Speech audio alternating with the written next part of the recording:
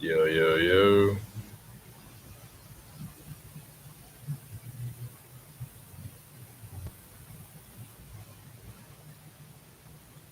What is good?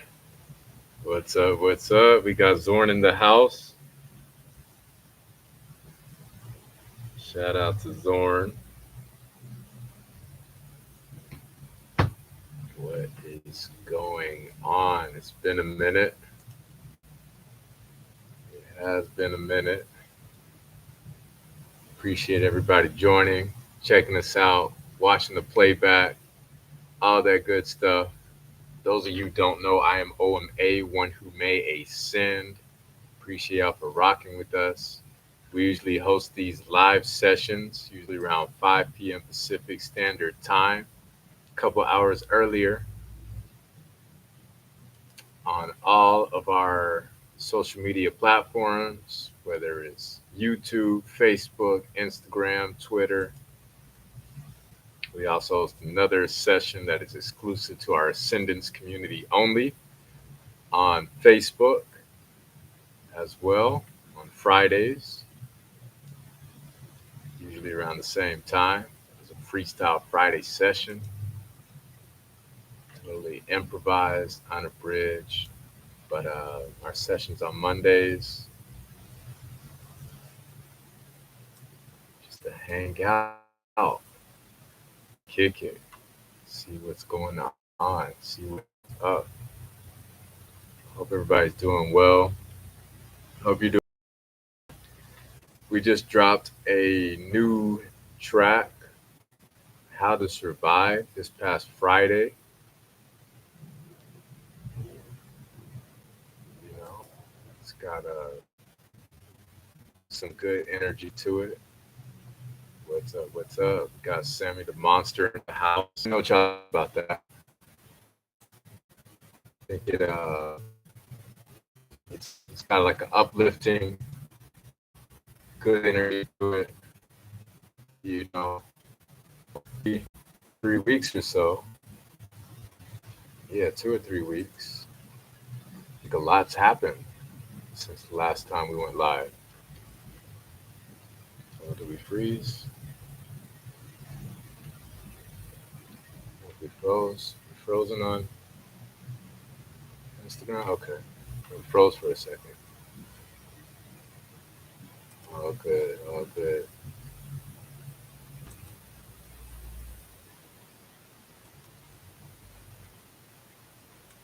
Yeah, yeah, yeah.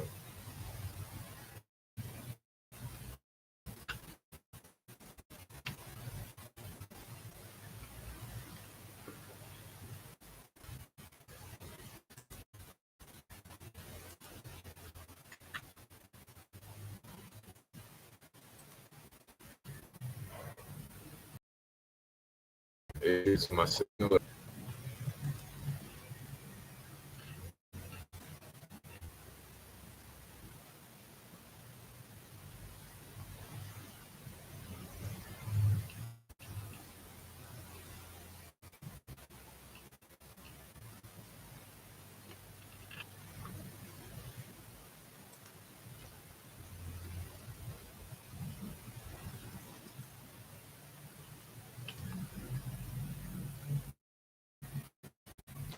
Let's see. Let's see.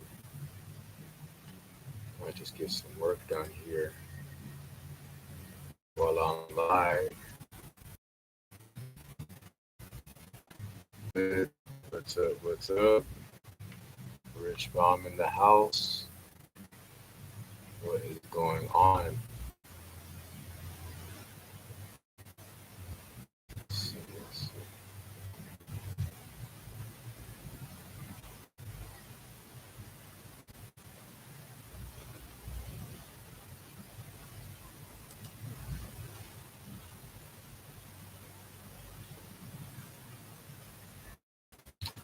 All the work to be done.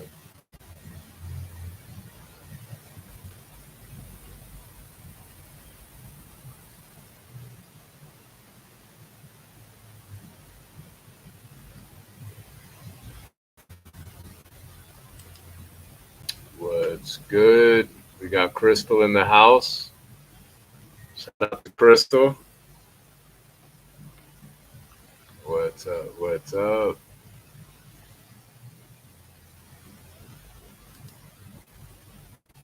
Working? Never hear me? Oh, man. Yeah, I don't know what my signal is doing. Yeah. Yeah, your picture's not as clear Oh man. as like before. I don't even know what to do. Mm. Let's see. I don't know because I can hear you. I can hear and see you fine. That's good. I can hear you now. Okay. Okay. Yeah. So it's been a couple of weeks. It's been a minute. What's new? Yeah. So what we gonna do? What are we gonna do, Crystal? What are we gonna do? We gotta break them. I didn't write this week, so It's all good. The week just I will be started. doing some this week. We just started. So Huh? the week just started. So don't knock yourself. Yeah. Of Don't be course. too I hard mean, on it's yourself. like I have moments of brain fart. Yeah. Yeah. So we all have that brain fart moment, but other than that, it's just same old stuff. I think this past Friday, I met Ryan Seacrest Oh yeah. at the Westfield Mall because he's doing a so That's cool. that was pretty righteous right there. And TV is like, on TV his face looked a little more full. His face was a little chiseled. Oh okay. I was like, So you I don't was look like, healthy. damn, I was he like, actually looked good. okay. Because you know how, when you meet, certain celebrities, they look totally different compared to how they are on TV. And I know, makeup does wonder on people, and they do kind of on weight on screen compared to, off screen. So And on time too. Like, when was the last scene? I don't know. Like, the only thing that comes to mind for me is what like American Idol, and that was like years ago, right? yeah, or because he dibbles and dabs in a lot of different stuff. Because I know he took over the New Year's thing after Dick Clark passed away. So every time you see the Rockin' New Year where they do the ball New Year's, so he hosted a few things on TV, and so that was a pretty wild day. It was pretty cool. Out of there with like two books. Yeah, 2 books. You get From that. And what's cool about the bookstore is even though it's small, it's Black authors. yeah. Children's books, youth and young adult, social style books, self transfer. And this was the business. This was the event knowledge. that Ryan Seacrest was at. This was the bookstore at Ryan Seacrest. Yeah. Yeah. Okay. Mhm. I It's wouldn't. called Malik's Books, and nice little store too. It's like it's small, but not that small. But it is a nice store. They also sell merch in there too, like little tumbler bottles for your water, bags, shopping bags, carry bags, shirts. Yeah. They got a lot of dope store. Oh, So I forgot. I forgot already. Two of these Going through books, huh? Like is called water. Steps. Oh, he's the author. Okay. So this is a 2-book series. So this is the first one. This is book number 1, and then this is, I think, book number 2, Oh, and those are the two that you got. The Reckoning. Yeah, and the cool thing about it is, I think, well, the first one is a signed copy of the book, so he was able to sign it. Well, he just signed his initials on it.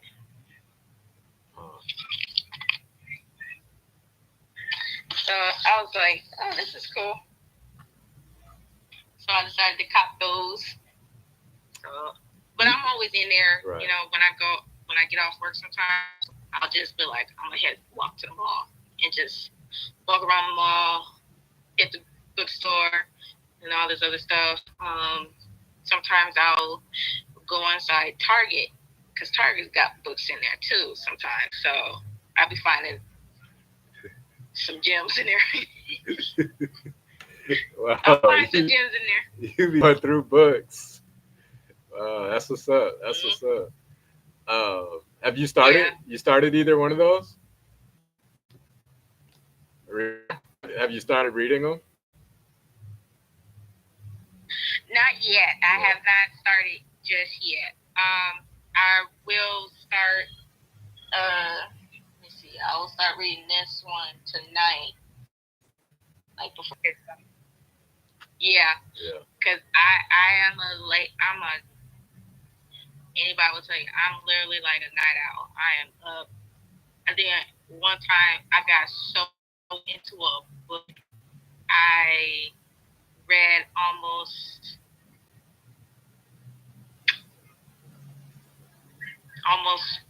2/3 of that book before 2 a.m. I got. That's how I will start a book. Like, I can start a book in the morning a little bit before 2 o'clock in the afternoon. I get so in tune with them. Yeah. I get super in tune with books. I also get in tune with audibles. Yeah. Like from Audible, the audio book. Yeah. And also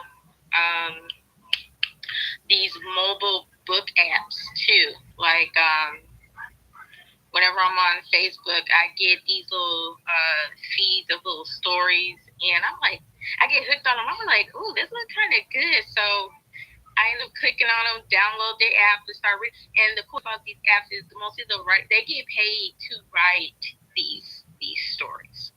They get paid by the chapters that they write. Who gets paid? So I was like, the author? I even thought about doing something like that. Who pays the right. Audible or the I know platform? most of them, they want at least. Mostly it's like the mobile reading apps. Like there's one called Dream, and Dream is like the most popular one. They have like stories, fiction, fan fiction, or whatever else. There will stories, like literally glued to it, to where you just can't stop reading them. You can't. I got so many questions. Well, have you tried? They have like apps through the library, and you could. Mm-hmm. Yeah, you done those? I've seen those. Yeah. And I actually had I had KPD, which is Kindle Publishing Direct, message me about like that, And I'm thinking, okay, this has to be a scam because they have scammers everywhere through Yeah. telephone calls, emails, your social medias, and all this other stuff. So I'm looking like, I'm not falling for this. So, but your thoughts are, I actually sent it Yeah. to his email, and he was like, he was so about like maybe 4 or 5 pages, so it wasn't like a full out type novel. But he was like, if you was to um, extend it to like a full novel, like a full book, editing and all this other stuff, and we'll be able to publish it as a Kindle readable. I was like, so I'm thinking about working on one of those short stories that I have. Yeah. How long ago was this? Hmm. Oh man, this was like the end of last year. Okay. Yeah, it was about, yeah. 4 or 5 I think it months was ago. either the end of last year or the This beginning year. of last year. Oh. So um, that I mean we're talking like Kindle. But the cool thing about it is like, this joint had package deals where um, you could pay like let's just say full services, but they'll do like all the marketing. So your book will be print on demand plus digital, so you will receive it on your if you got Kindle Fire, one of those little Kindle reading things there. Um, and then as far as like print on demand through Amazon plus Barnes and Nobles, work with all that stuff. So I was like, and then when I seen how much they want for her, I was looking at them like, I literally side eyed my phone like, Like it's worth it? not for no $800. No, no, thank you. I'm good. I'm good. Not for no $800 for all that. Yeah. And I know a lot of people like, it could be worth it, but I don't know. I'm still kind of thinking on it, Yeah. see if I really want to go that route. But first things first is actually where I can um, not really flush, but fill in the blank. Not really fill in the blank, but fill in Flush it more out. details. Yeah. Give a little history on the characters and backgrounds, stuff like that. So, because when I wrote the story, I just entered a writing contest, and they had a theme already. So the theme was based on the season of autumn or fall, whatever else. So the setting has to be set in fall or anything of that nature. So that's what I did. So, and it couldn't be no more than 1,500 words. So I'm Right. sitting up for like, as I'm typing, but I'm also counting, looking at my word count, make sure I don't get past 1,500 words. So That's short. That's really short.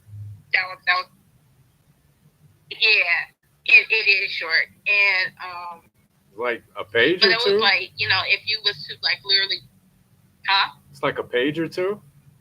It was it was about like when I printed it out, it was about maybe 4 or 5 pages. Oh, okay. Yeah. Yeah. So it was about 4 or 5 pages. But if I was to like sit down and literally reread it, come up with more ideas on character background, the character's background, add a little more history, a little more details in certain twists, resolution, whatever. Yeah. When you send your stuff off, like, is it protected? How do you make sure like they don't take your idea? Well, it is pretty protected because everything is like on a secured email and Yeah. whatnot. So, um, plus I keep everything for myself. So Yeah. I have my stories on my phone. I have it on my laptop, and I have like 3 or 4 little SD Oh yeah. thumb drives. Yeah. So Yeah. yeah. So I have copies everywhere in my Uh, house. how fast do you read? Do you know your take it? No, I just read. I just go. Because you be going through like have massive volume of content. I'd be impressed. You know. Uh, oh, I also wanted to And I know say. when I Mhm. read, Go ahead. go ahead.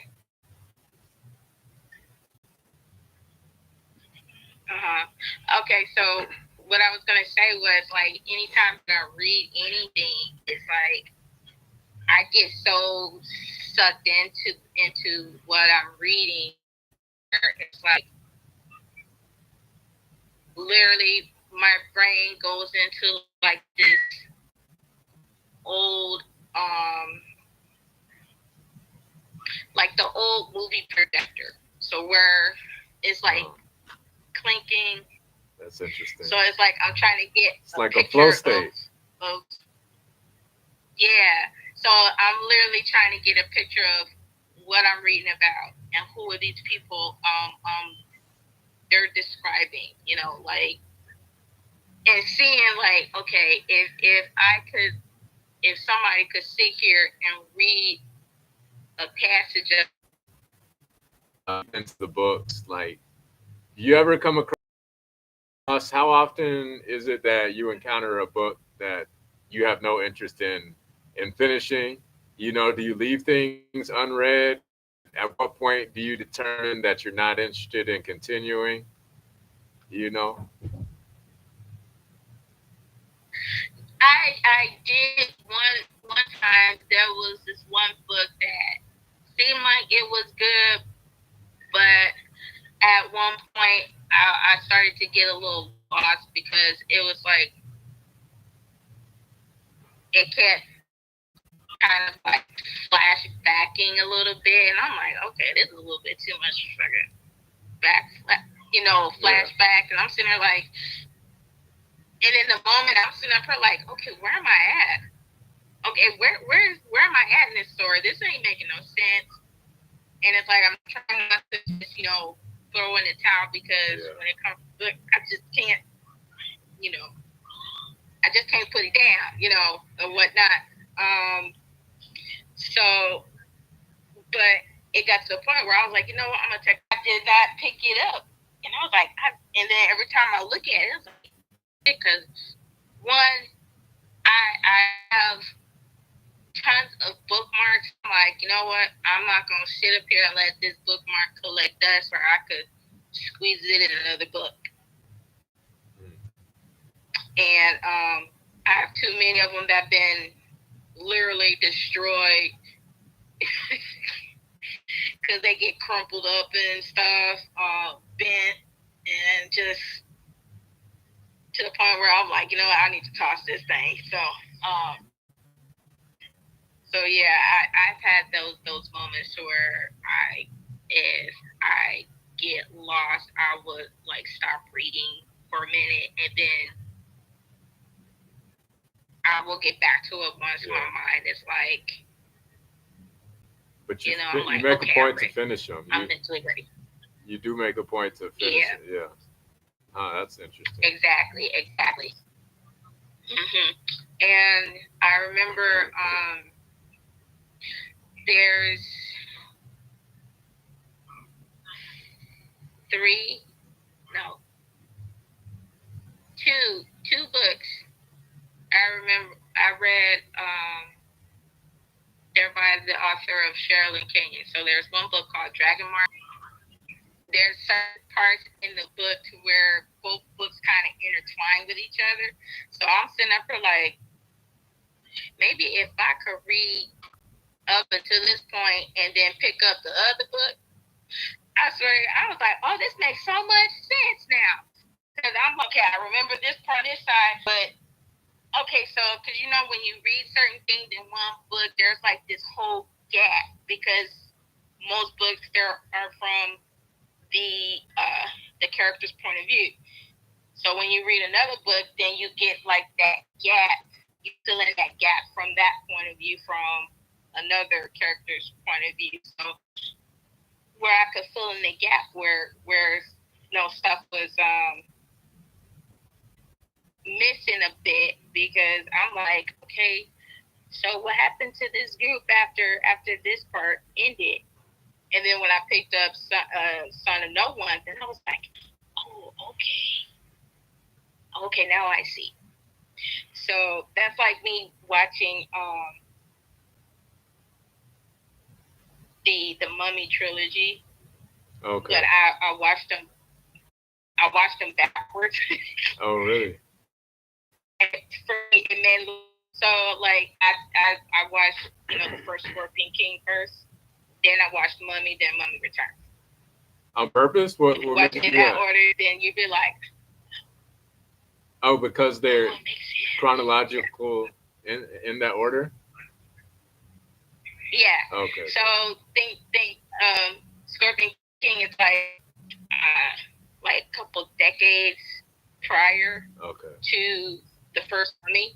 Mm. And then, I mean, if you really think about it, because when the Mummy Returns came out, and then you just see The Rock looking like a big scorpion, it's like, wait a minute. Okay, you're introducing this character, and it's like, okay, where is the backstory to this dude here? So when they finally did make Scorpion King, then I know a lot of people's like, oh, okay, I get it now. Like Star Wars. When you watch all three of them backwards, yeah, then you understand. Yeah, I think about like Star Wars. Like the last three came out, and then the first three came out. Mm-hmm. Yeah. I mean, because I remember as a kid when I first watched Star Wars, I was looking at like these are some ugly looking things. What is this? I didn't really understand because I was so little. And Star Wars came out like maybe before I was born, or even more. I was born in '79, so I know most of those movies were done early '70s or late '60s, early '70s. Shut up, Lauren. I know I'm still young. So yeah, I get that part, but as far as like the books wise, that's the time I actually did do that because it was like a cross, kind of like one of those crossing. I forgot what they call them. It's not really a mashup, but more of like a intertwined type section in parts of those books to where I was like, okay, so I literally read two books at the same time for it to make sense. That was a question I had for you too. Like, how many books do you have like ongoing, like in queue, like at any given time? Like for me, I try to stay on one thing at a time, before moving on. But I don't know. How does that work for you? Well, I mean, I do read one at a time. So, and I'm on that last chapter, then I'm looking for the next book to read. Okay. So that way, once I'm done with that, I'm like, okay, I'm ready. Yeah. Because me, I'm looking. I got so many. It's like, okay, what do I want to read next? Right. My books, like I'm sitting up here flipping through Netflix to see what I want to watch next. Like, do I really want to watch this? Do I really want to read this? You know, that type of thing. Right. So that happens sometimes where I have a tough time like picking the next book I want to read.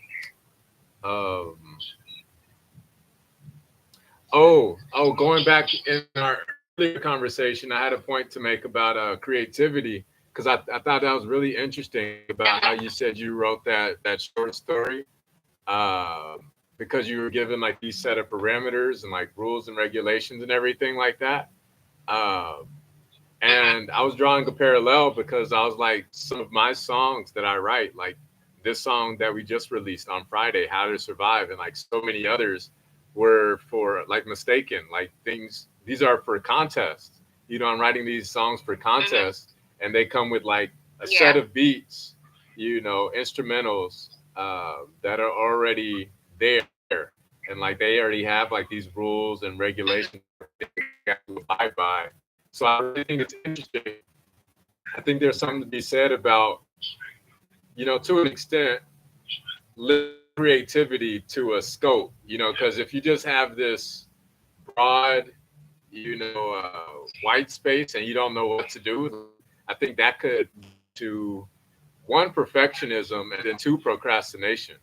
It's like, it has to do with, I think there's a psychology thing called, it's like when you have too many choices, and so when we restrict our choices, our options, we can only go like so many directions. It's like you have to choose, as opposed to just do anything. Well, then we end up doing nothing. Right. So I think that's really interesting. The way I kind of see it is like, it's like you're looking at a kaleidoscope because you got all this stuff going on. You only got two eyes. You're not like those lizards that can move their eyes in different directions, both eyes in different directions. We can't do that. So trying to look at a kaleidoscope and doing that, it's basically like how a cat is with the laser light going. So it's like their mind is like, okay, where is it? Shiny object syndrome. I think that's what it's called. Yeah, that type of thing. But it's like you can't stay focused on one thing when you have so much going on. And it's like you have to make a decision, by this time. You have to submit something or not. And not only that, but also hold yourself accountable when you don't meet those deadlines. Yeah. That way you know what you need to focus on when hold yourself accountable. Like, if you don't write something by the end of the week, okay, I won't treat myself to nothing type thing. Or, okay, or whatever you want to hold yourself accountable for. So, sugar addict. We have that in common, Yeah, I said yes, and I have a thing for basket rum ice cream. Okay. So if I don't write anything, I'm not gonna eat ice cream. Yeah. Yeah, I do that. Yeah. So let's just say, let me if you are a songwriter or poet or whatever else, and you don't write nothing by the end of the week, don't go get no weed. Don't smoke. You can't treat yourself to no weed. Right. I'm just using that example. Yeah, right. That type of thing. Or don't, or if you like that, that drink that night, then, if you didn't write for the week. So you can't have the drink. Right. So, like, come on, you can't have the drink.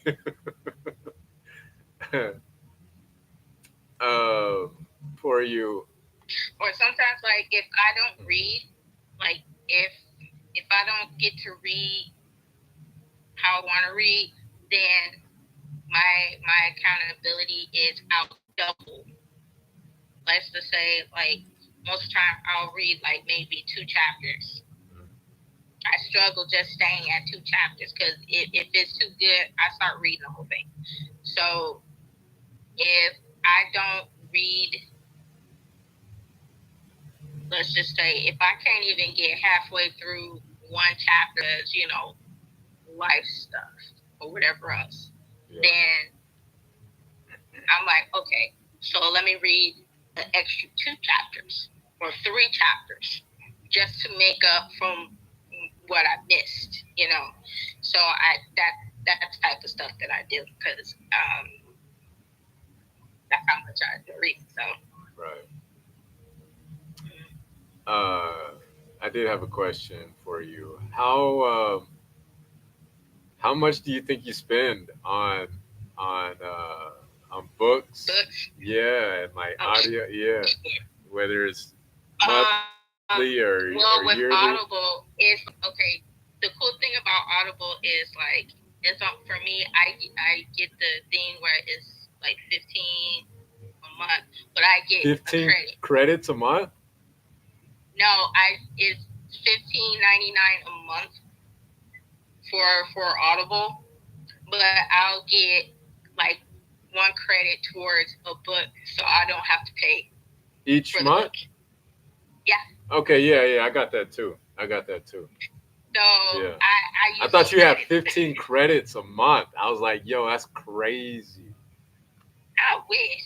Yeah. I was like, I wish. wow, that's I wish, but no. But yeah, I I use do the like one credit. those free credits. I use those one credits. Whenever I do get them a month, I'll Right, use it towards the book, so I won't have to pay for all that stuff. right. But I let's see. I spend crazy money on books but then again, it's like I have a membership with Barnes and Noble, so Oh, okay. most of the books I get discounts for. Yeah. So I think in a month I'll spend about maybe in a month $300. So over 12 months is about 3,600. But then again, and it's like then I'll go to like sometimes Walmart will have books or Target will have books. Yeah. Those was At Barnes and dirt Nobles, cheap. that's what you're saying? You're saying 3,600 a year? You're saying 300 a month is just at Barnes and Nobles alone? Oh shit. That's like But 5,000 you a have a year. membership, and it's like with the membership, it's just like Yeah. you always want to use your discount. You always want to use deals that they have. So I take advantage of those. Yeah. And then I'll go to places like Target. Target be having some good stuff. Walmart will have good stuff too. Believe it or not. Believe it or not. Don't sleep on them stores when it comes to stuff like that. Um, Wow. so there, I will spend maybe I'll get maybe two books out of Target, two books out of Walmart, and I'll spend about like $20 just on those two books. Yeah. That's what a month? Yeah. Yeah, because I don't be going there often. I don't go to you know Yeah. not often as I would like to, but sometimes if I could be in a mood to like okay I need to be you know most of the time I go to Barnes and Noble just to reset my brain and just be like okay that's like my woosah moment. That's my woosah moment. So So I'm stuck so I on the on the edge, you know. Uh, because I used to read like mad comic books and everything like that, and all kinds of books, whether it's the Bible or whatever, and it got to a point where it was like interfering with like my schoolwork and everything like that. Yeah. Um, and it just makes me wonder, despite it's kind of indisputable to say that reading, generally speaking, is a good habit. It is a good It's habit. healthy. But at what Yeah, point it does is. like something healthy turn into like an addiction or like something that is potentially like detrimental, or harmful to like, you Well, know. yeah, that could be said about just about anything, Right, really. right, yeah, It could be it's you could say that about just about anything. So by me reading a lot, it's to the point where I will stay up like literally 24 yeah, hours. I will not sleep because my nose will be in the book. right. I was You listening know, to like one of my favorite podcasts, and a psychologist she was diagnosing her own addiction to reading books, and to a point where like she wasn't like taking care of her children. you oh know? dang, that's crazy. That's crazy. Well, yeah, that is wow, wow. Yeah, and it was at that point where she I know realized. because sometimes I'll be into a book, so I will forget to eat. Yeah, I've done that with music writing a long time ago. Yeah, it hasn't been like that But in a then while again, though. and it's like once your brain is on that mode to where it's almost like your brain has tunnel vision, Yeah, where you're just mostly focused on the task at hand. And normally, and it's like with most writers, when they're in that writing mode, it's like, man, don't don't even breathe wrong or you will break the concentration. And right, once that concentration is broke, it's like, right. It reminds me of and it Dr. takes a Dre. He minute to get says back into that groove too. that it was a interview with Dr. Dre. He was like, sometimes he'll stay in the studio for like 72 hours straight. He's been in the studio like every day, at least at the point of the interview, every single day, except for like 2 weeks, you Mm-hmm. know. And from my understanding, I think these are some interviews or something that was pulled up. It's like he still doesn't believe that he's made his hit, like despite everything that he's done and everything, you know. You know, I say this a lot, but as an artist in any, but then in any field, doesn't matter if it's doctor, nurse, lawyer, artist, It's an or any type obsession, of creator, or whatever else. obsession with perfection. We are we are our own worst Critics, yeah, critics. yeah, So it's like even though people could give us like the highest praise on God knows anything, in the back of our mind it's like, "Oh, I could have did better, or I could have did it this way. Is it too late to change it? No, no, yeah, it's too late to change it, but no, I didn't like it. You get that here, you get all that yeah, here. So you get your own, you're in your own. It's like you have like your own dark cloud in your brain that's clouding all the positive, most of the positivity yeah, that you're receiving. So um, at this point, I'm at a point where I literally have to learn how to step out of myself yeah, and out of my own way in order to see the bigger picture, see what I'm really seeing what other people see, you know. Um, like that whole saying is like, I wish you could see things the way I see it, or all this other stuff. So it's like you literally have to step out of yourself, yeah, because we tend to do that. We tend to get on our own way, but yet when we do that, we're quick to point the finger at everybody else, but who you really supposed to point at. Right. Yeah, that's deep. Uh, do you do? I may have asked you this before, but do you do free audiobooks off of YouTube?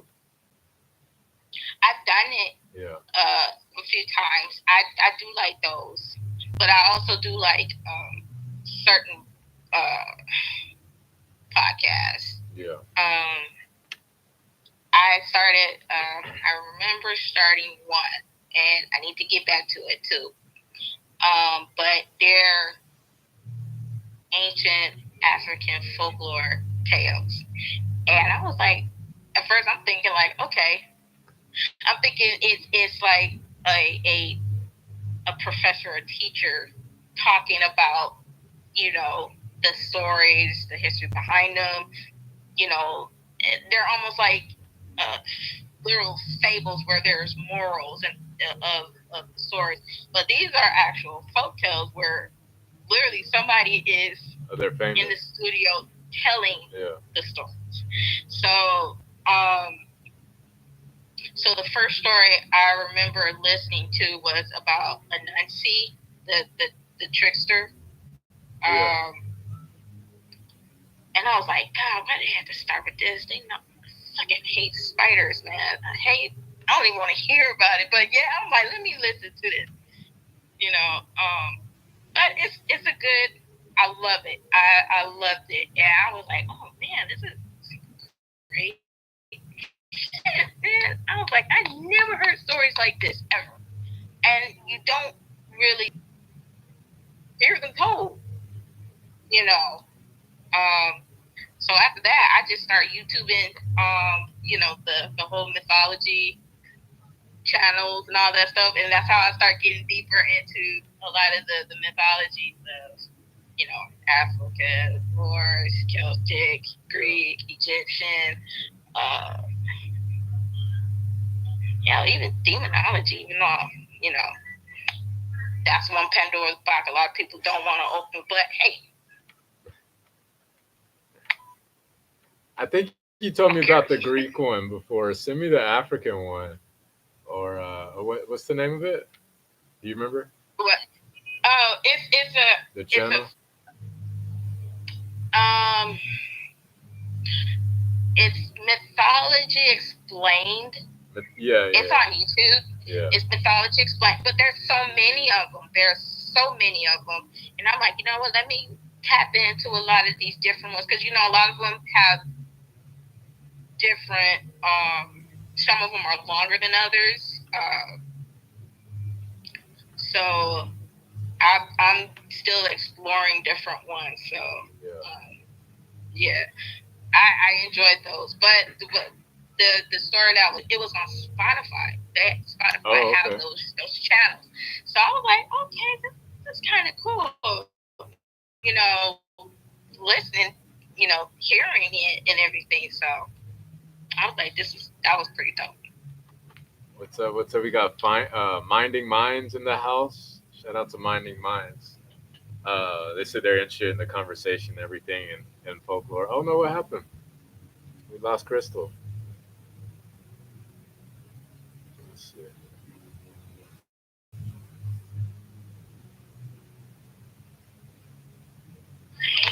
I don't Lost know you what for a the hell second. happened.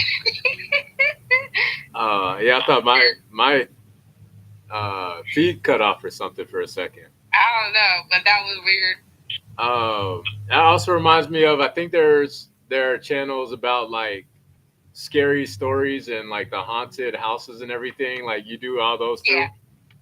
I mean, on YouTube you can find just about anything. You can Anything, find yeah. stuff about like now I'm at a point where I'm learning about the whole Haitian Lua lures. I'm You not. know, I haven't heard of that. you heard the name of Papa Legba, right? I don't think so. He's a Lua. Well, I'm learning it. I don't know the full extent of them. Hmm. So I remember watching American Horror Story, cousin, and they tapped into the whole history of uh, a little bit beyond witchcraft, but more into the uh, Haitian Louisiana voodoo Mm. practice, and they talked a lot about the lore of the Lewis and Marie Laveau and all that in Louisiana. So I'm learning it. I'm learning it. That's So I was interesting. like, this is kind of cool. It's kind of cool. Yeah, that's So deep. I'm still gonna learn. I'm gonna learn more about it. That's deep. Uh, Reading a comment here from Mindy Minds. Uh, I don't know how to use that Papa. What Legba? Legba, The yeah, Legba. Oh, it was on American Horror Story on the cover with yeah, Angela Bassett. yeah. Okay. He made an appearance a couple times there. I never knew who it was. I was like, what kind of name is that? Yeah. Legba, what is that? And so, but I like I said, I never. I mean, throughout the ages, we all have heard of voodoo and hoodoo, but yet there is this big misconception about the practice anyway. Just they have a misconception about a lot of things African, Yeah.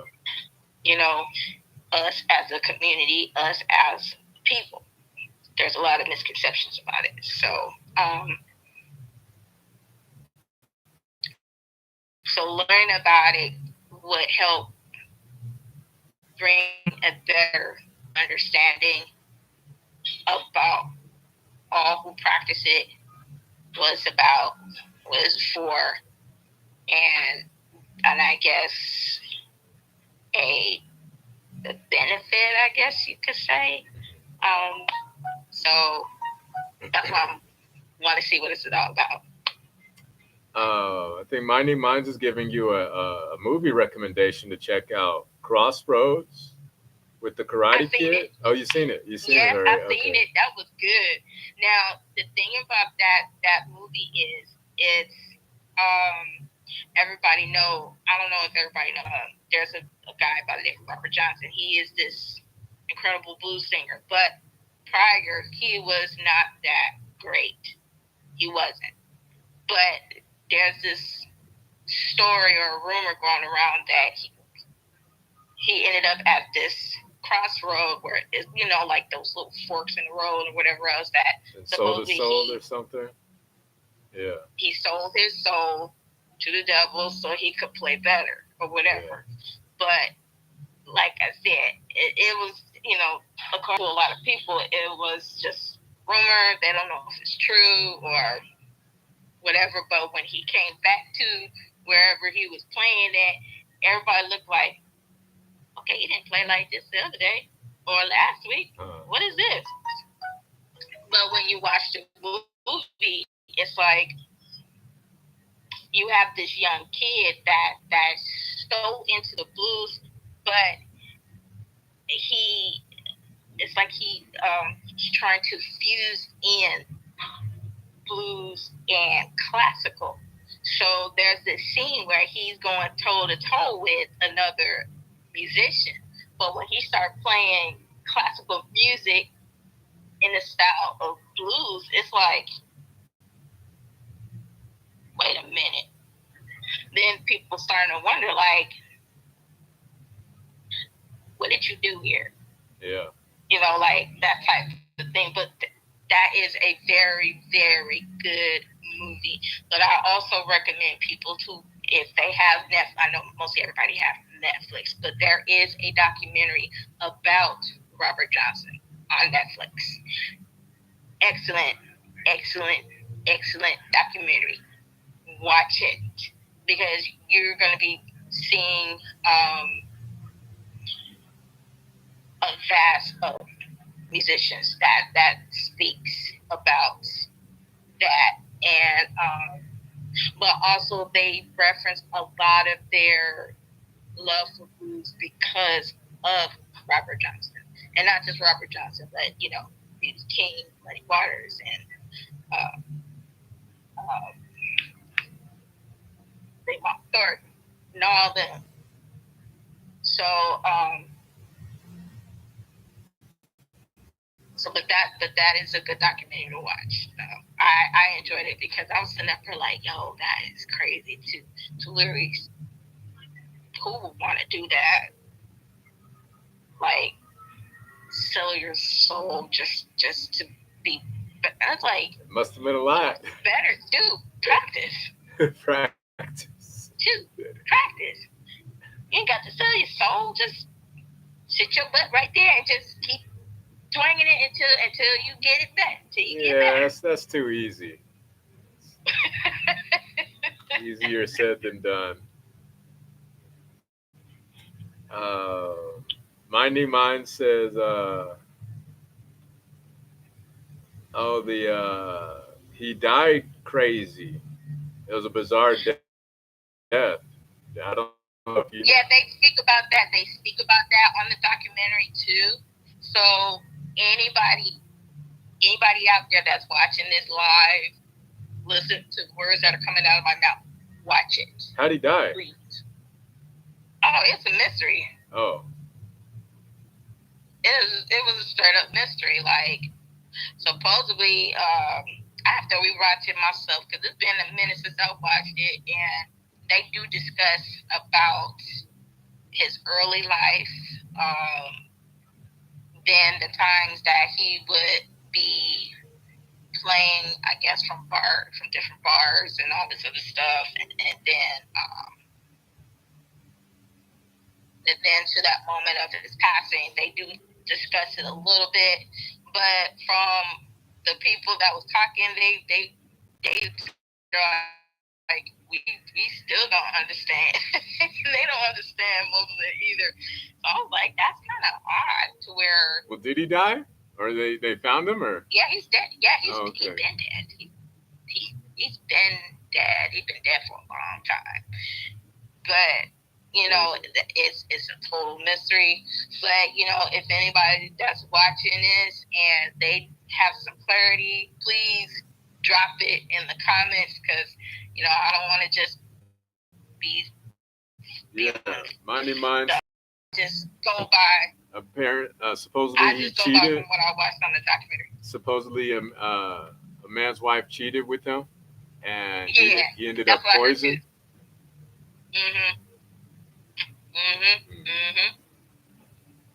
I'm telling you, during that time, it was they were.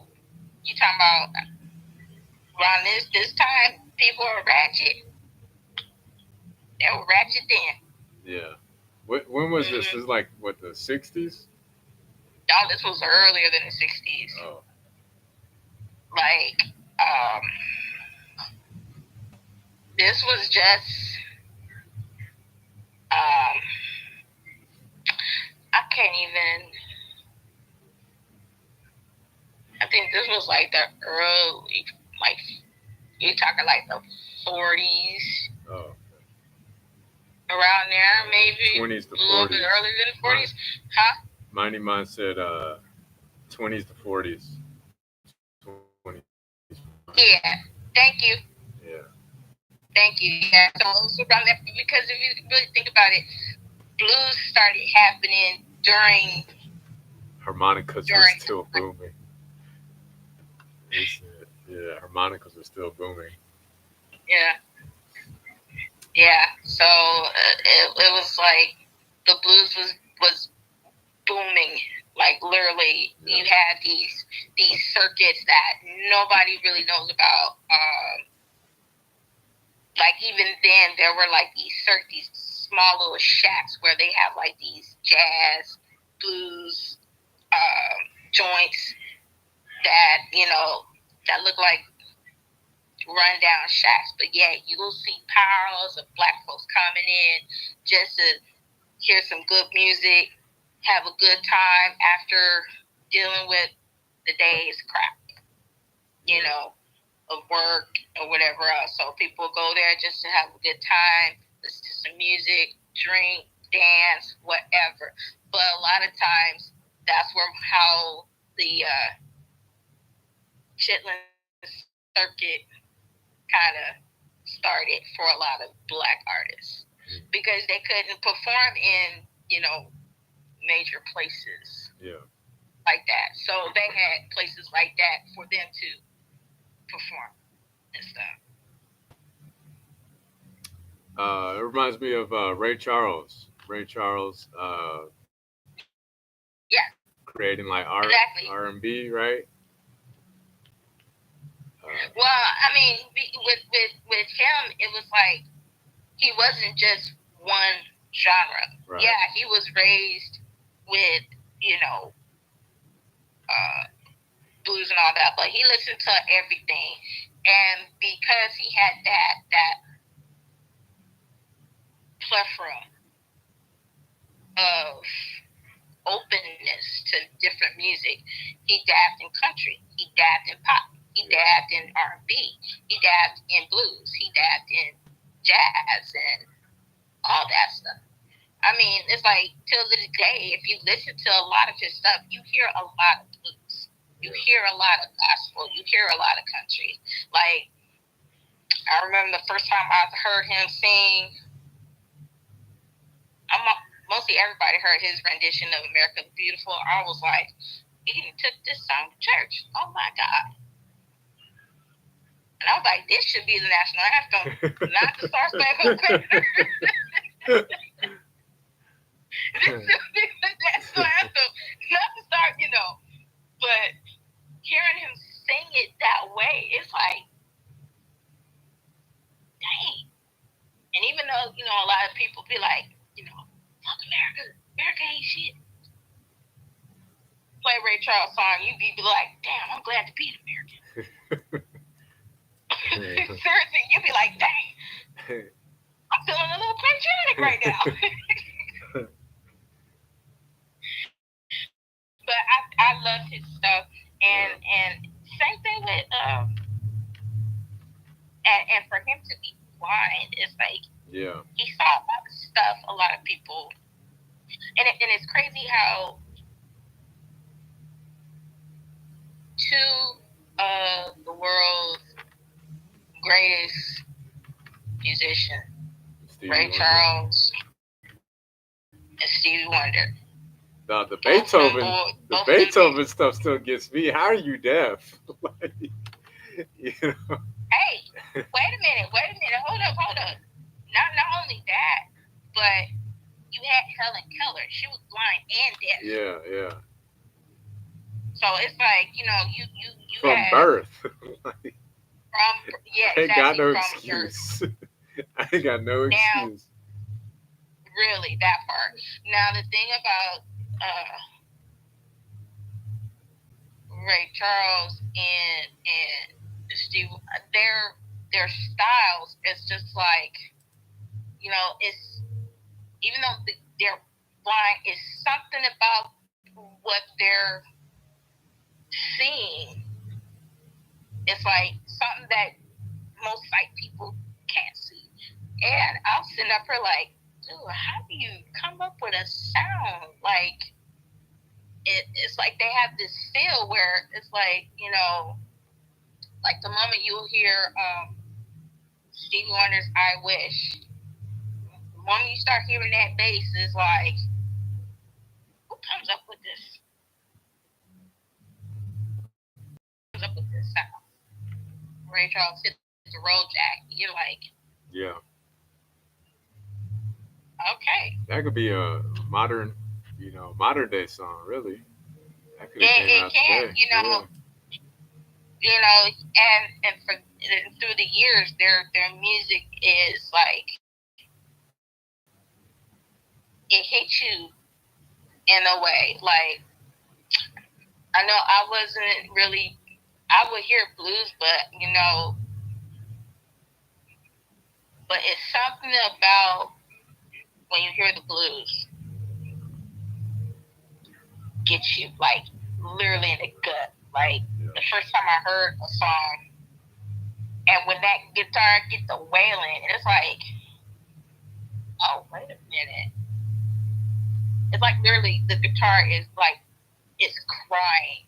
Literally. You just hearing it just weighing. And I'm sitting up there like, yo, you could feel, like, you really feel it, like, right here. And then, man, certain blues sing, Muddy Waters, Lil Walter, uh, Ma Rainey, Bessie Smith, Bessie Smith, I'm sorry. Then you have Albert King, BB King. When you hear those voices, man, and when they get to growling, when they sing, "Whoo," you literally feel it because it's like how country music gets to people too because of how relatable it is. Blues is the same way. It's relatable to the times. You know, you hear songs like, you know, "Oh, my baby left me," or "My girl left me," "My husband left me," blah, blah, blah, blah, blah. Relatable. You feel that. But, you know, it's when you hear music, it's like the music is projecting that soul essence into what you're really feeling. Yeah. You've seen the movie Ray, right? So, You've seen the movie? yeah. Yeah. I love that movie. Yeah, That was it's good Jamie movie. Foxx was amazing. Yeah. The first second I was like, he looked just like Ray Charles when he was younger, literally. Literally, I was like, oh my God, that is scary. Yeah. That is scary.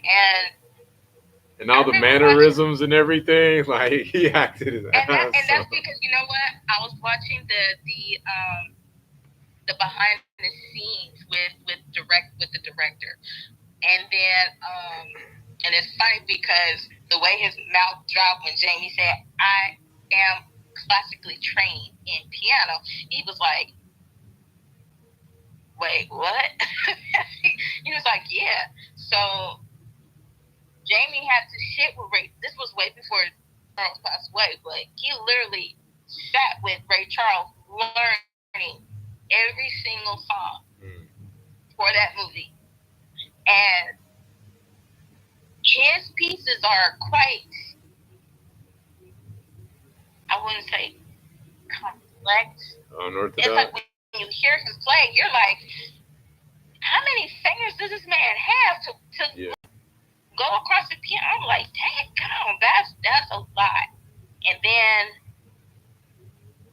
he was supposed to be hang out with Ray Charles, and he never hung out with him like that. And his reasoning made sense because what Jamie was saying is if he was to start hanging with Ray Charles, he would only get the now of him. But, you know, instead of his younger version of Ray Charles. And that would have kind of interfered. Yeah, it makes sense. Yeah. So it's like you're looking into from childhood all the way until, you know, before before that point. Just seeing the ups and downs, the challenges that he went through. And then the whole drug thing, I was like, damn. I didn't even know it was that bad. I was like, but blind dudes know how to use a syringe. I was like, You say some, how do you know? you say some crazy shit. No,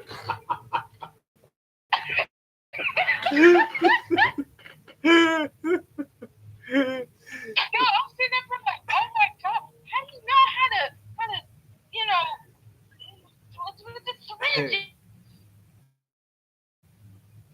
How the hell? How the hell? That's crazy. And he was such a womanizer too. Oh man. oh my gosh. But although he had all that going on, he ain't never missed not one studio session, Yeah. tour, Yeah. concert. I'm sitting up for like, now with that, and he had all that going on, where's the excuse for some of these folks? Right. If he could do that and still be struck out and still make his concert thing and still perform like ain't nothing wrong, come on. Come on. Seriously. For me, Seriously.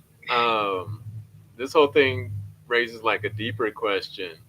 I'm curious to know your thoughts on this because I think both require genius in their own right, but where do you give credit to the what takes more genius? Being the originator, of a style, or imitating it to perfection, where you could imitate the style flawlessly as if you were the originator, who created it. Yeah. Well, with Ray Charles and Seaborn, I think it's more of the challenges they had to deal with. You know, not having one of your senses. It's like it's almost like not having a limb. You still have to adapt to everything. So, You, you know what? with Ray Charles, it's Go ahead. My bad. I'll no problem. revisit. I think with Ray Charles, it's like, I mean, if you ever watched a movie, you see how many people tried to screw him over because he was blind. Yeah. But yeah, he was like, I may be blind, but I could smell crap. I could smell crap and I could hear crap. So many people tried to screw him over and thinking because he's blind, he's easily to be taken advantage of. And basically with that challenge, he was like, you know what? No, you're not going to do this to me.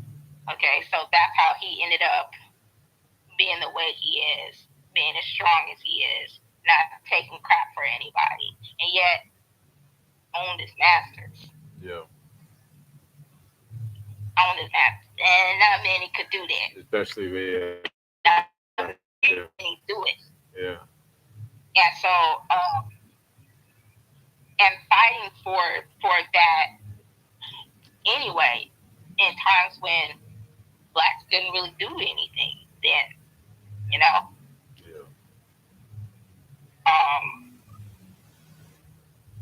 Stevie Wonder, he was only a kid when he first got started, so it was like, but yeah, like I said, creative geniuses, and it's the challenges that I feel that kind of steered them into who they are and what they're all about, and their contributions to the genre as well. And I feel like, because of them, they literally set the bar. Right. They set the bar. To the point about them, not being able to see, I think it's interesting. No, they could see. No, it's like, yeah, right. they're blind physically, but that don't mean they can't, see. But I think, go ahead. And I feel like,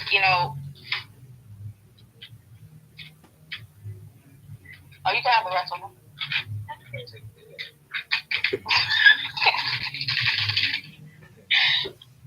You can have the rest of them. Go ahead and eat them.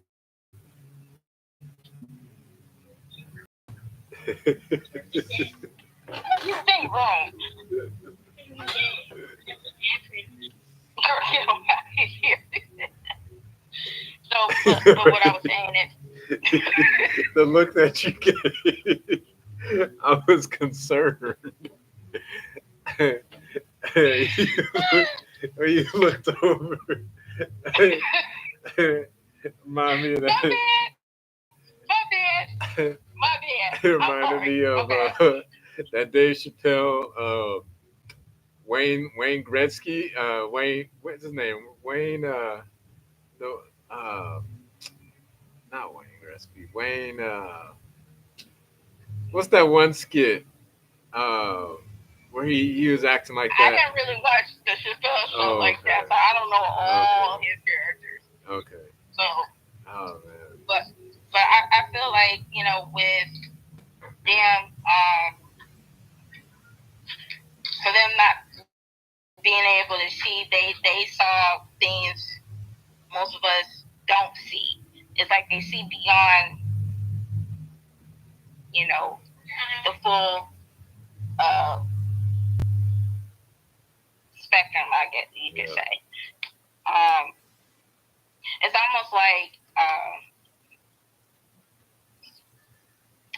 there was this one video that had Terrence uh, Howard, and he was speaking about physics and all this other stuff, and how frequency in our bodies is, you know, I may be familiar with that. Yeah.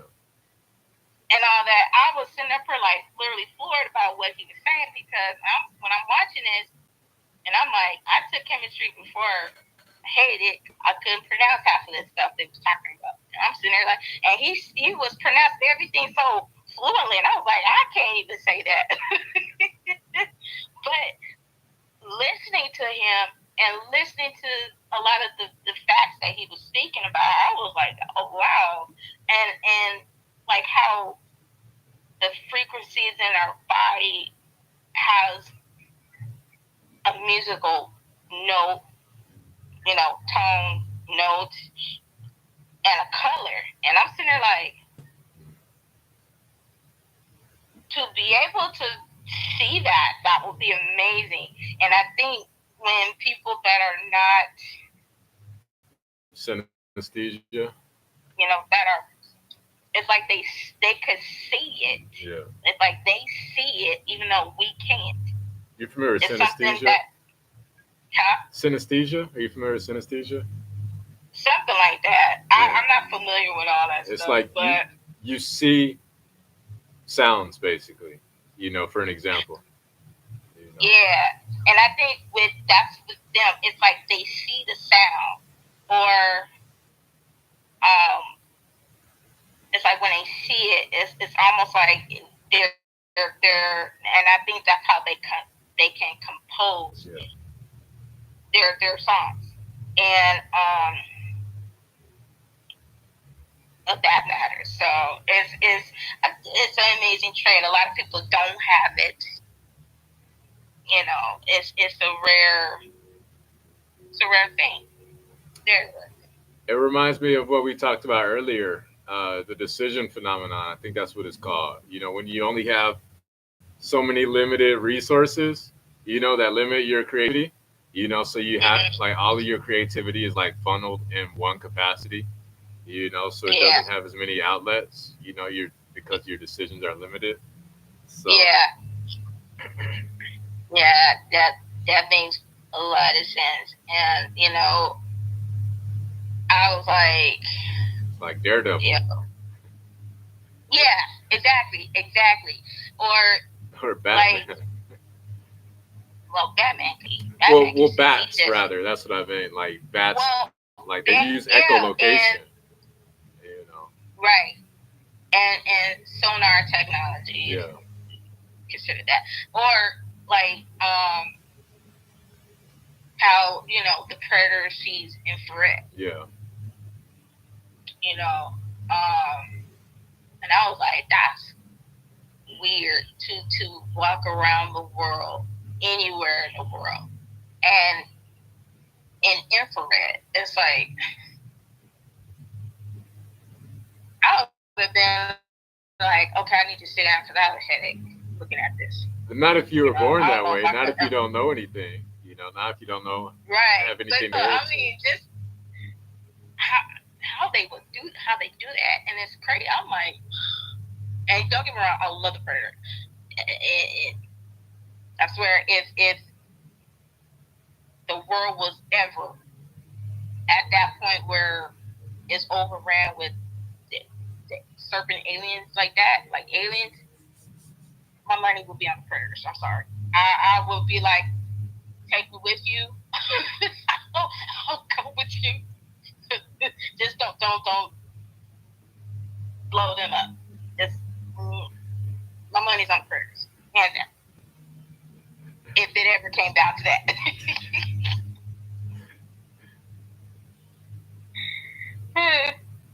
Of all the aliens, what's the most deadliest that's been portrayed on screen? The most deadliest for me will be Natasha Henstridge in Species. Okay, I haven't seen That it. was crazy. I haven't seen it. Oh my god, she okay. So in Species, she's considered a lab property or whatever else. Um, so she's like, she looks human, but she have alien DNA, I guess. So as she got older, certain things started to kick in. If you get my drift, she needed to mate. So, and with that, she left a trail of bodies. She left a trail of bodies. That's I'm the not truth. connecting the dots. When she got an STD, like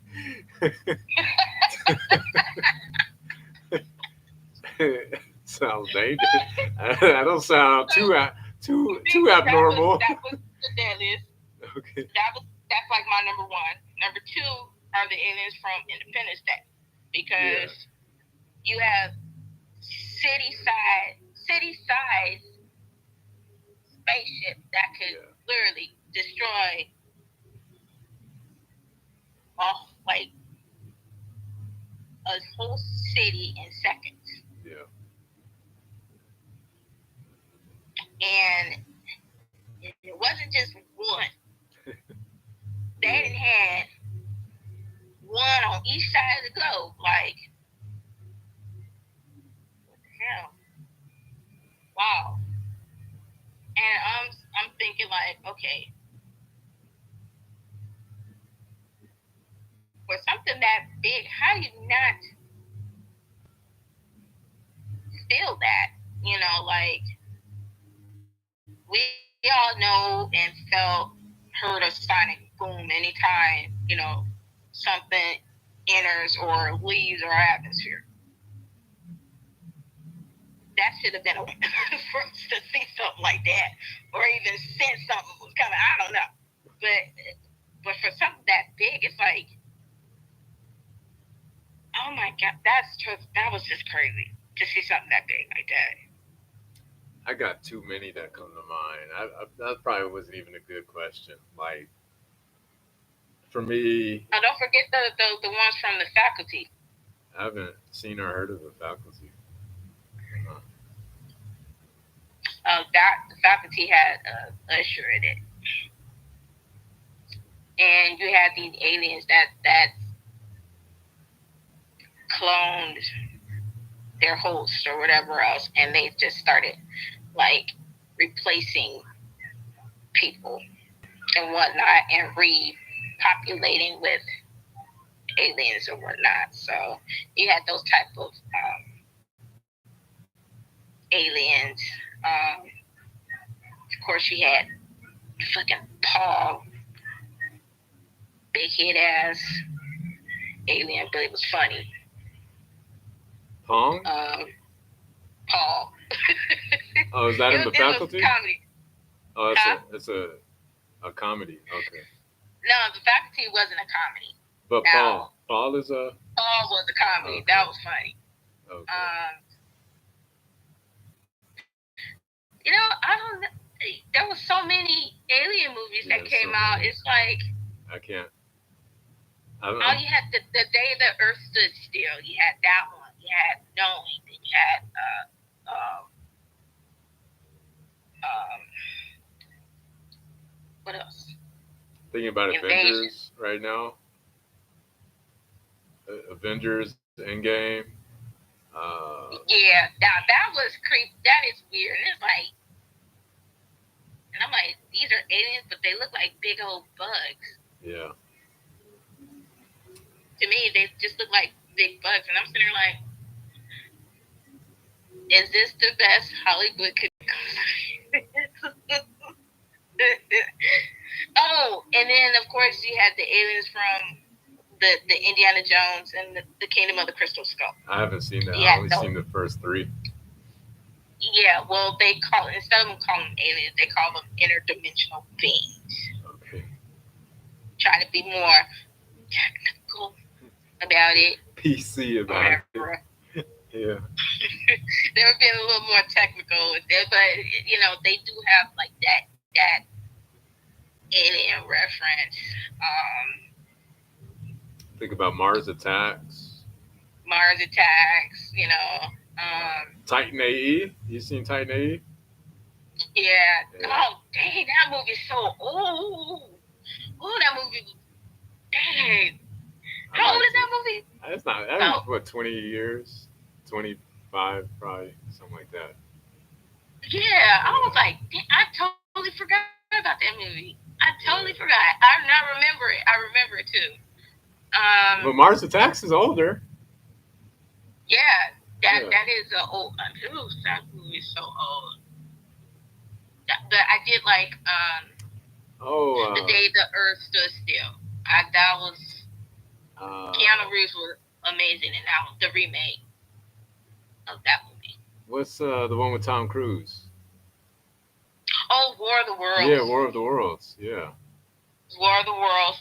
I mean, it's kind of weird because I'm like, I remember watching the original one too, and I was like, they're weird because these things tripod looking things, and they sitting up here causing ruckus, but they passing out dying over a common cold. And I'm sitting there like, really?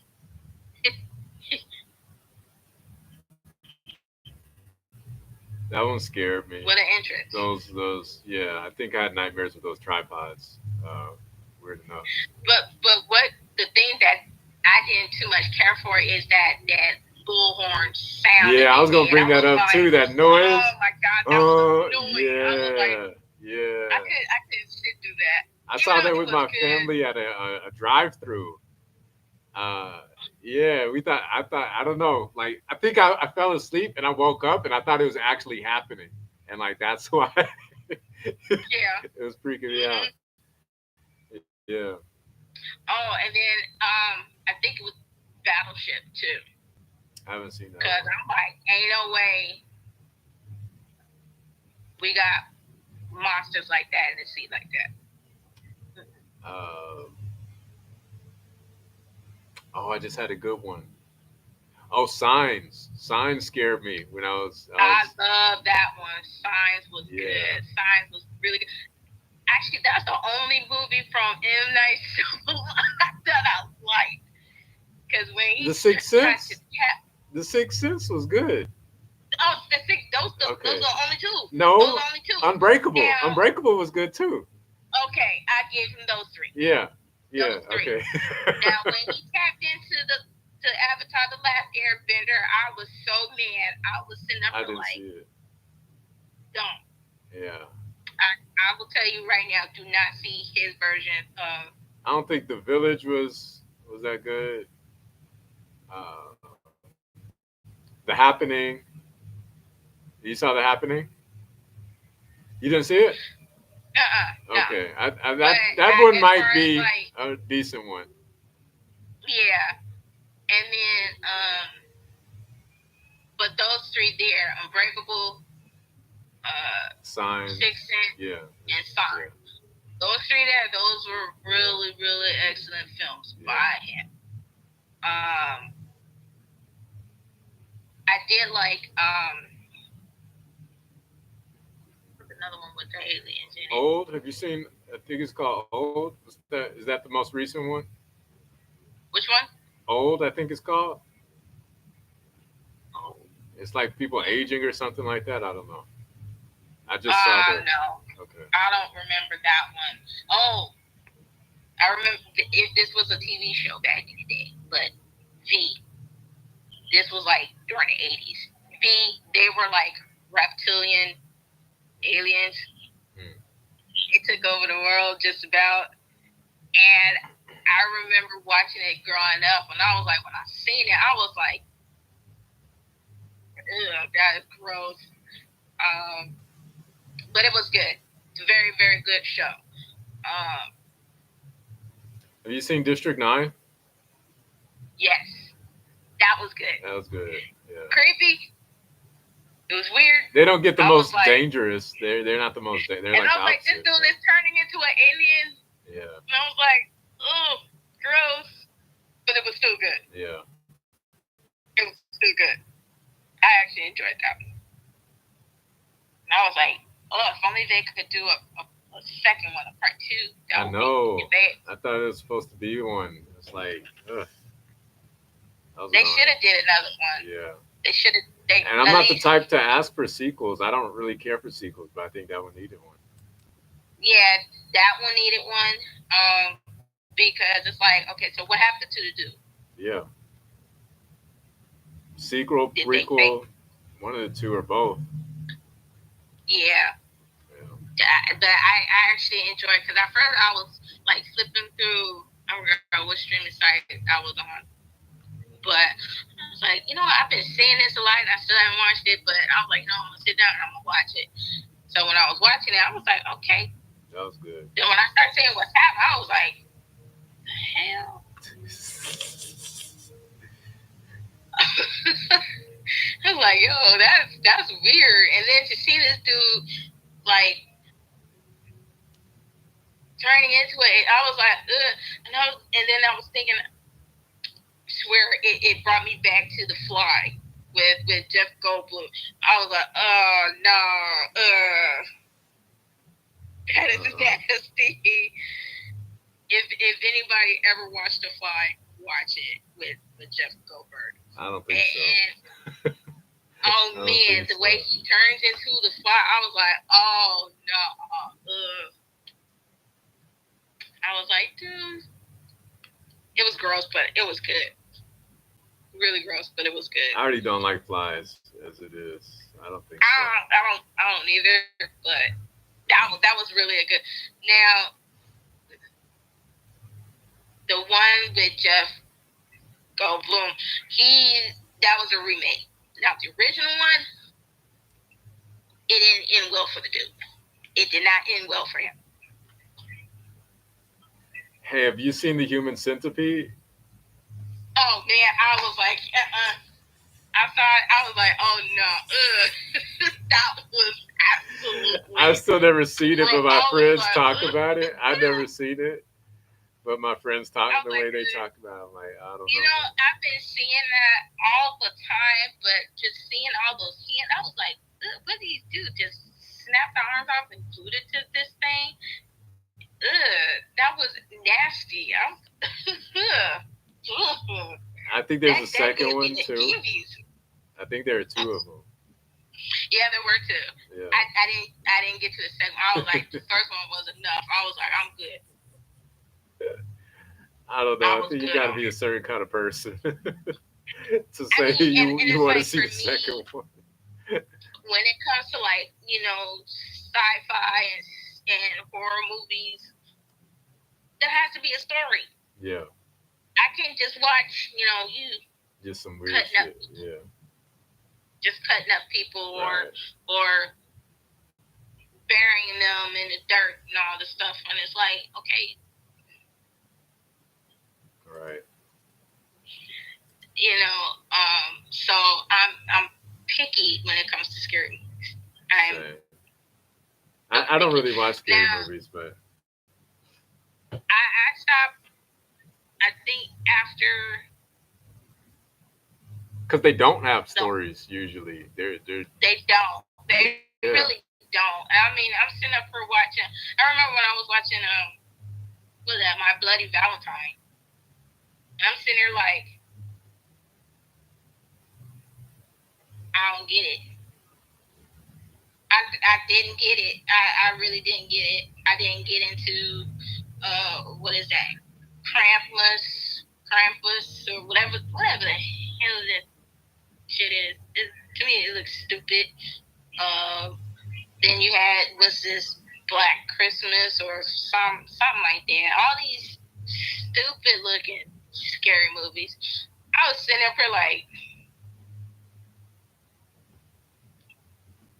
y'all sitting up here doing stuff knowing you're not supposed to be doing it, but you're gonna do it anyway.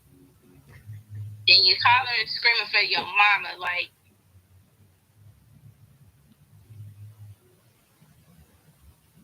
What'd you expect? right. Now I do want to check out this latest one called, I think it's Terror something, and I was like, "Ooh, this looks kind of good because it's more on the paranormal side of things." So I was like, "Okay, I could dig something like that because there's always that story behind, paranormal at least." Hey, how do you feel about Jordan Peele's movies? They're There's pretty cool. yeah, there's Like, Nope was good. yeah, no us. I like Nope was good. Get Out was, ooh, I was like, man, I would need to have a drink after. You would need to have a few shots after watching that. I liked Us the Um, best out of the yeah. I didn't like Nope. I think Nope was my least favorite. yeah, Us was good. I love Lupita Nyong'o. She is so beautiful to me. That was a good one. That is really good. Um, and then there's this one on, I think it's Prime, and it's called Them or something like that. Them, yeah, Nope, Us, Them, Get Out. yeah. And I was like, yo, okay, white What people get wasn't taking there black one people. that came out recently? Is like Monkey Man or something like that? Did he do that one? And I don't think it was. I don't think it's scary. Oh, It's more of yeah. a line of, you know army of one kicking mafia butt for messing with the underdogs. That type of thing.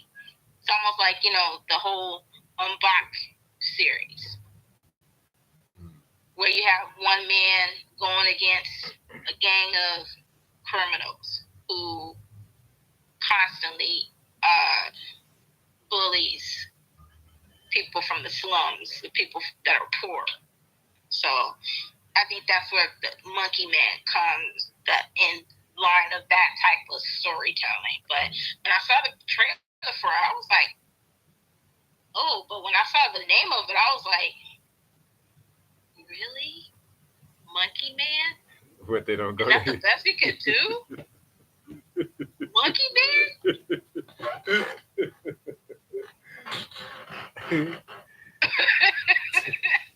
No, so I was like, now I can understand, you know, something else, anything, something that will just be like, okay, I'll go see this. But when you see just Monkey Man, it's like,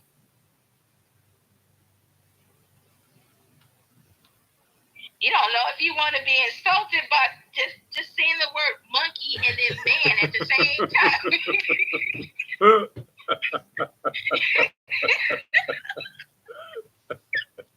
I'm just saying. I'm like, man, I'm not even a man, and I'm feeling insulted. Like, really, monkey?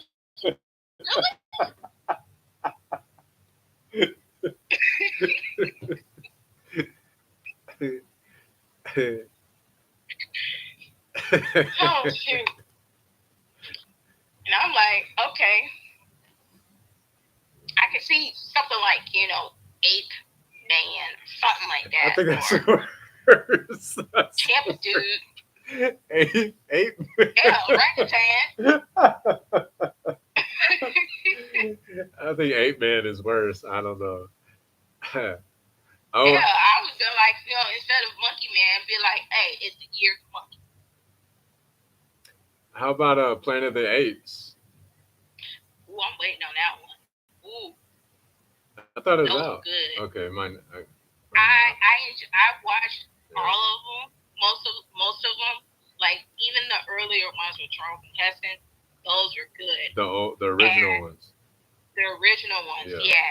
A lot of people, when they saw the one with Mark Wahlberg, they thought that was. I was like, come on, learn your movies, Yeah. learn it. That's the whole point of them remaking stuff, so you can watch the old ones, the original ones. That's the point of them remaking it most of the time. So I do remember watching the older ones. Then I seen the one with Mark Wahlberg, and I was like,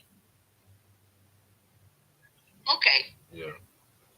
Then when it came to Rise of the Planet of the Apes, I was like, yo, I think that was the one that I was surprised. Yeah, that was like really good because I've seen all the originals, but I think yeah, that's the new one that the newest one that I was Kingdom most of the Planet of the Apes, and I yeah. was like, yo, this is like 10 years after Caesar died, Oh, okay. or 10 or more years.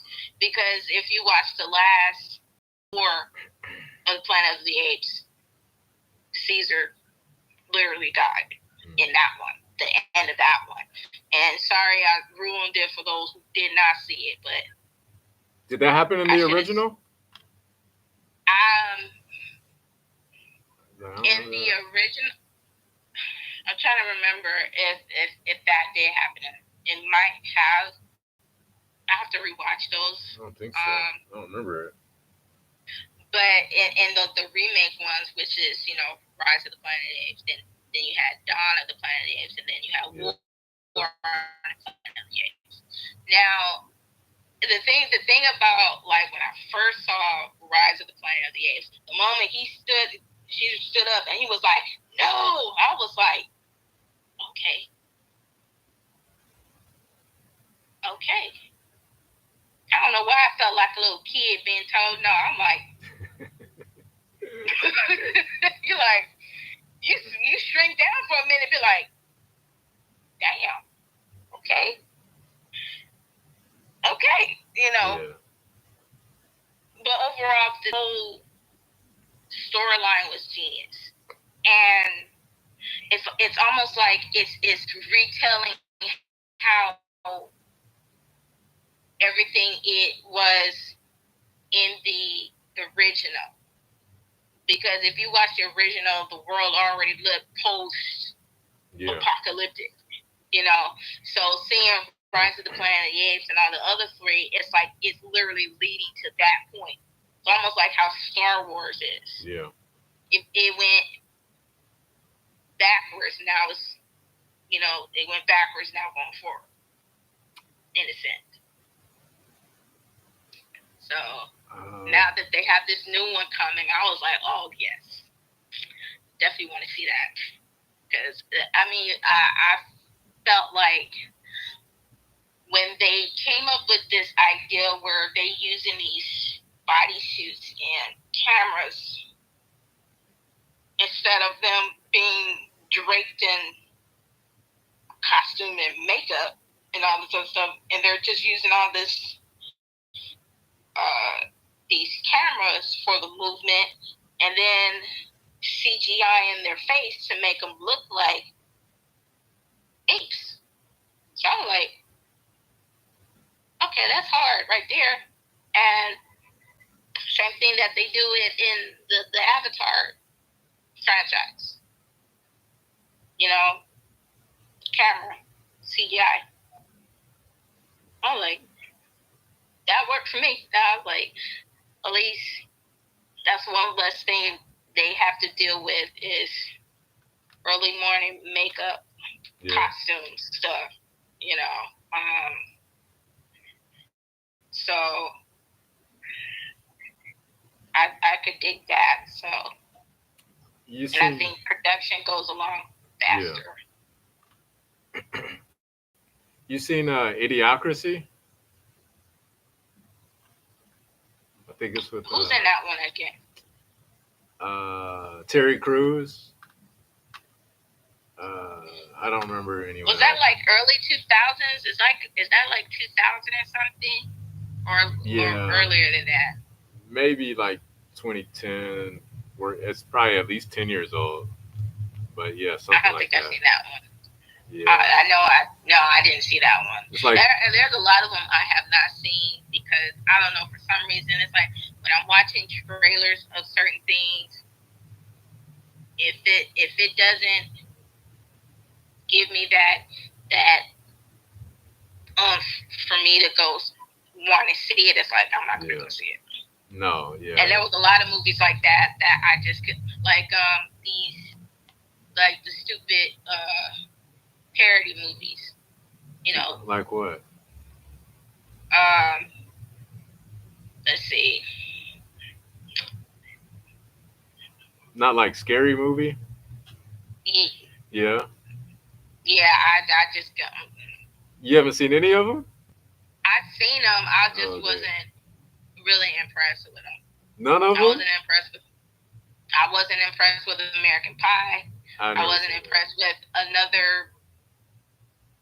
token something movie that, and what's another one of those stupid ass movies? I mean, because that's what it was. It was stupid. Nah, don't Even do though Dumb and Dumber like that. Nah, now Dumb and Dumber, that's actually funny yeah, because I love Jim Carrey, yeah. and Dumb and Dumber, that was funny. What was the other one he did? Oh, what about No, me, myself, and Irene. Oh, he was in That was that. I hilarious. never saw it. Yeah, and then there's, of course, my personal favorite is The Mask, as far as like Oh, comedy really? of Jim Carrey. Now, when he got into like the serious roles, The Truman Show was like That's my like. that one. That's my fourth favorite movie of all time. That's in my top 10. Yeah, That I love that one from him. yeah. It was The Truman Show, and of course The Majestic. Majestic was good too. Um, but as far as like those type of movies, I'm like I just couldn't get into them like that because I don't know. Everybody has like a different level of comedy. What Like about I like Napoleon Dynamite? oh my god, that was stupid. That's one of my favorites. One of my favorites. Oh man, that was stupid. And then I think I like comedies that um like Eddie Murphy stuff. I like stuff like that, and I also like Oh, Fridays. the first Friday was the only one that I done. That was like the very first Friday. That's I it. think that's the only one I've seen. Maybe no, I think I've seen two of them. But yeah, yeah. And then there's I don't know. I just couldn't get into like Car Wash with I never Dre seen and it. Snoop Dogg, and then Soul Plane. I was sitting up here like, No, I've never seen that either. What about us? Barbershop? I've never seen that. now Barbershop, that was good because it's not just comedy. It had some drama in it, but it's like looking at how I don't know, from what I see, it's like how during the 50s that was the place where men would go just to hang out with other men Yeah. until get the little pamper on, get a haircut, get they a clean shave, because I mean that's how they did it then, you know. But also seeing that it's How they did it and then. yeah, that's that. Most men will go to a barbershop to get a clean Yeah. shave, you know. Also, and to see that it was black-owned family business, you know, that from generation or whatever else, and you don't see too much of that really. Uh, so I like barbershop. Barbershop was good. But Beauty shop was good too, with Queen Latifah. That was funny.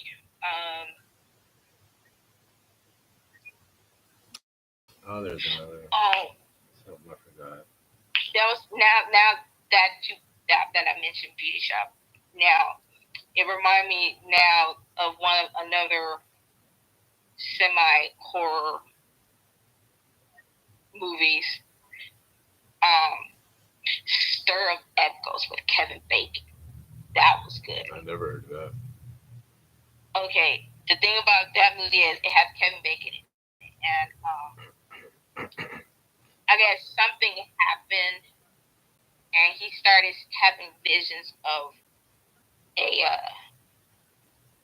someone he never met before, and I guess this was at some type of I doubt it was a seance, but it was something of that nature, to where he ended up knocking a hole in the house that him and his wife just bought.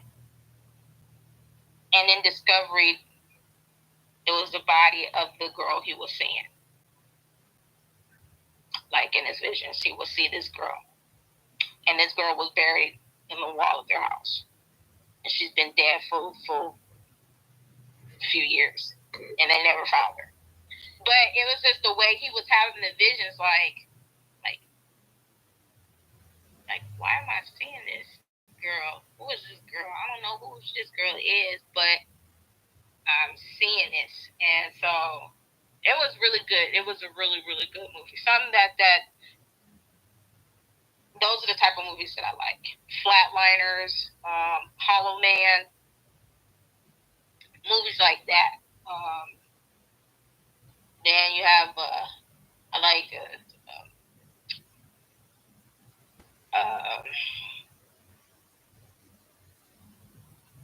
Bueller. What's his name? Ferris Bueller? Yeah, that one. I could never remember that one. That was a good one. That was my mom's favorite Loathing, movie. Fear and Loathing in Las Vegas. I didn't like that.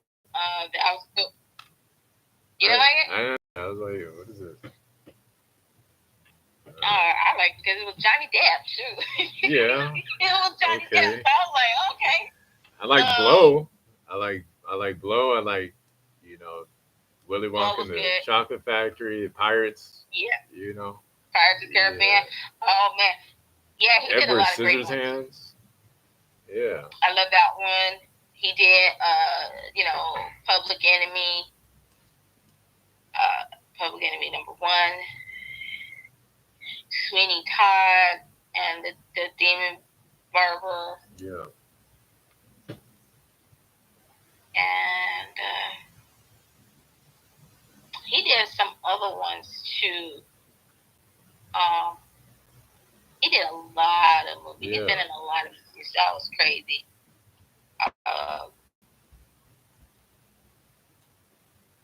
I did like it's another good one.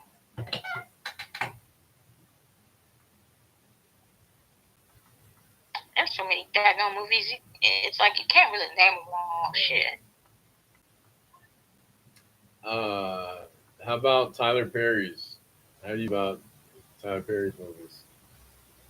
I like his plays. His plays were funny. His plays are hilarious. I do like some of his movies, like A Family That Prays, and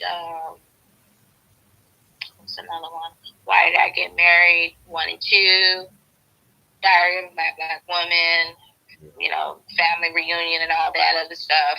I like those movies, but his plays, I love his plays. His plays are, it's like he's raw and raunchy on stage than he is. His plays are different than his movies. Yeah. So, and it's like, when you watch his plays, it's almost like it's completely unfiltered. It's like it's literally raw because they're live. They're literally live. They're on stage. So, have you seen Judas and the Black Messiah? Oh yes, yeah. That was phenomenal. Yeah. That was a very, very, very. I love that one, and I always tell people to watch it because, I mean, it gives you some idea of the Black Panther Party, and make people want to delve into more of the history of the Black Panther Party, That and X was good.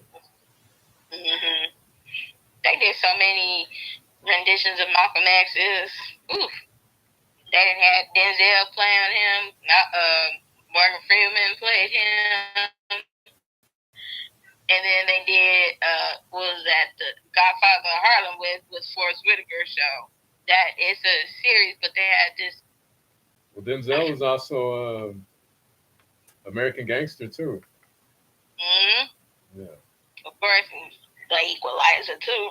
Yeah. Man on Fire, Book of Eli. Oh, man, he made some great stuff. He's phenomenal, too. I mean, I remember a lot of his earlier stuff, like Ricochet, and then, of course, Deja Vu, and so he made a lot of great movies. And I think I like the Great Debaters as well. That's another good one. I was thinking about Samuel Jackson, how many iconic roles he's had, from Mace Windu, Star Wars. He was in Pulp Fiction. Oh, wait a minute. He was in Coming to America, too. He had like a brief scene, right? Yeah, he walked into McDonald's. He was like... Yeah. The way he was like, come on, fat boy.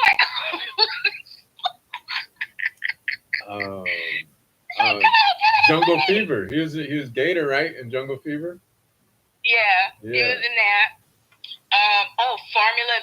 Even though it was stupid, but Formula 51. I'm not familiar with that one. Formula 51. A Time to Kill. Oh, he was in Time to Kill. I remember that movie. I don't remember him in it. Wow. Yeah, he's the one that shot the man that brutally raped and... Yeah, he was the dad. Mm-hmm. Okay. Yeah. Wow, I didn't... And then, East Bayou. East Bayou. He was in Afro Samurai. Was he? Uh-huh. Who was Morgan Freeman was Lean on Me, right? Yes. Okay. Yeah, that was Morgan Freeman. He was in some good stuff too.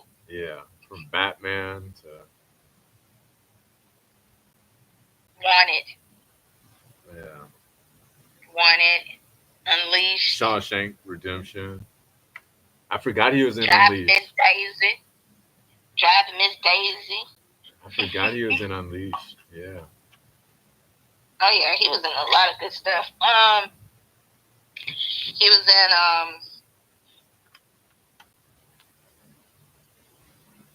I think he played Mandela in I, one of the movies. I think I think so. I think it was Invictus, something like that. Mm. He played Nelson Mandela in that movie, um, which he did really good, really good. Uh, oh, Red and Red too. Oh yeah, yeah. Right. I don't know why, even though I'm sitting up for, I remember the first time I watched it, I was sitting up for like, old ass it people coming out of retirement. I've seen I the don't know first why, one. even though it was action, but it was funny. It was like there was a lot of Yeah, I think they did it on comedy in it. I, purpose. I couldn't help but laugh. It was hilarious. It was just too hilarious. And then to see, and then Bruce Willis was just phenomenal too. I Yeah. mean, as old as he is, he was still doing Die Hard movies and Unbreakable Yeah. and And the something else. Expendables, of course. Oh yeah, and Yeah. Expendable. And I was sitting up there like, damn, how old is this man? And he's still. But then again, I'm like, I can't really say anything because Harrison Ford, as old as he is, Yeah. he was still doing Indiana Jones movies, and he's No, I need to well chill out almost. with him. Yeah. This actually this last one that they just released. That's the Yeah, last one. that's it. They're done. There's no I don't see why they can't do That's it. new actors like James Bond. Just get new actors if y'all want to Well, continue the series, or even Tom Cruise. Doing Mission Impossible. And all the Fast and the Furious.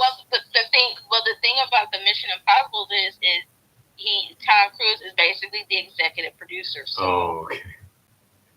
Okay, that makes sense. of most of those, and as long as he's still physically fit and Yeah. able to do the stuff, because he does the stunts himself, Right.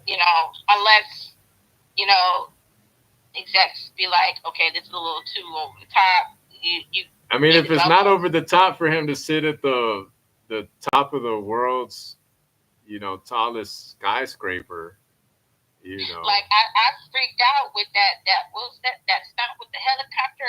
I was sitting up here like I'm literally like, what if you don't get something right and you have to do it again? yeah, and I'm that sorry, the bound to camera was happen, off. And normally with stunts like that, they try to have it done right Yeah. on the first take, Yeah, I and can imagine. or what they'll do is they would, I guess they'll practice it before they Yeah. get to the shot, till they really start filming it. Right. I know they normally would do that because they have like stunt coordinators, like choreographers, and of course the stunt doubles, Right. stand by and all that stuff. So, and I know mostly like throughout the whole Mission Impossible franchise, he did mostly the stunts himself. I think Harrison Ford did a lot of the stunts in the Indiana Jones Chill movies. out. That. Most of them, not all of them. But I know he had to do a lot of the whip training when he uses the whip for that role. But as old as he is, he's doing it. I was like, man, and it's crazy because he was already in his 30s when he did Star Wars. Yeah. And all throughout That his was 50 30s. years ago.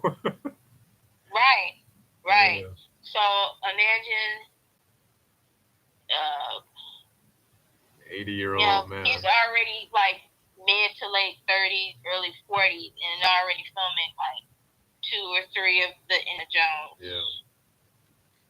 movies and all that. So, and I'm like, man,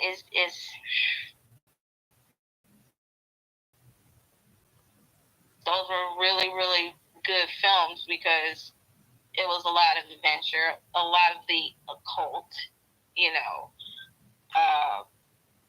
as far as like using mythology throughout, the whole movie, one of them they used the whole Dougie cult in one. Then you have like the interdimensional beings in another one. Then you have the whole crusade in another one, the Holy Grail in another one, the Cup of Christ in one. And I'm sitting there like, you have all these elements in each of these movies, and it's nonstop adventure watching it. And now that he's hanging up the fedora, it's like, damn. It like literally hits you like it ain't gonna be enough. It's somebody else. They did with James Bond. Now James Bond, that's totally different because just about anybody could do it. But when it comes to Indiana Jones, okay, they could do it with James Wick, not like that. John not Wick. Like him. Not like Harrison Ford. I'm sorry. I don't know. Not like Harrison Ford. How entertaining can an 80-year-old man jumping around on camera be? He did it. Okay. He did it because you know what? It was something that he loves to do for the fans, because if you really think like he's done some other movies outside of Star Wars and Indiana Jones. Like one movie he played the president.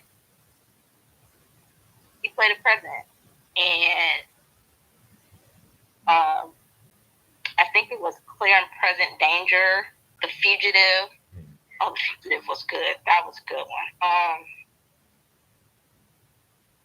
He's been in a lot of other stuff outside of those two things, but whenever you hear the name Harrison Ford, the first thing people think of is Indy or Han Solo and Star Wars. So, but I know there's been talks. They're trying to get what's his name, Idris Elba to play Bond, and I was like, why do it? He will be a dope Bond. But like I said, it's totally up to him if he want to take it or not. Because I know they're probably wanting to do another Bond movie. But there's only 2 that I actually dug. Out of all the 007s, there's only 2 I can rock with. There's too many of them. I haven't even. It is, but there's so many that played Bond. Yeah. And and the 2 that I liked was Pierce Brosnan was the star, was Bond at the time.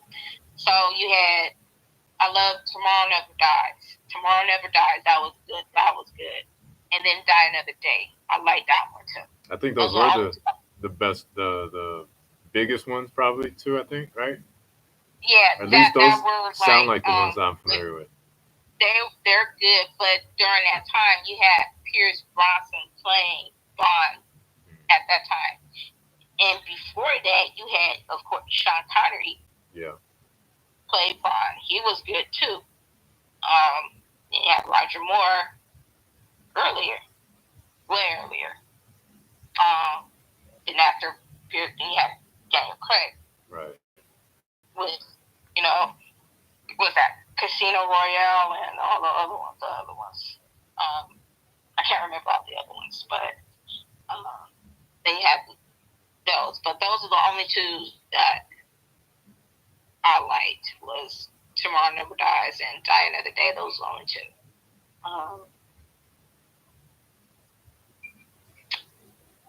But yeah.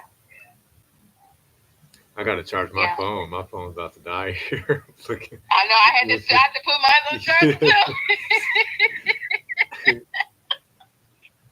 Yeah, and I'm looking at the. I'm surprised the light didn't cut off. Right. Yeah, right. I'm surprised. No, but it's always a pleasure. It's always good catching up with you. Always. And everything, Crystal. Always. Till next time. Till next time. See you again. Thanks again. Have a good one. Here. You too.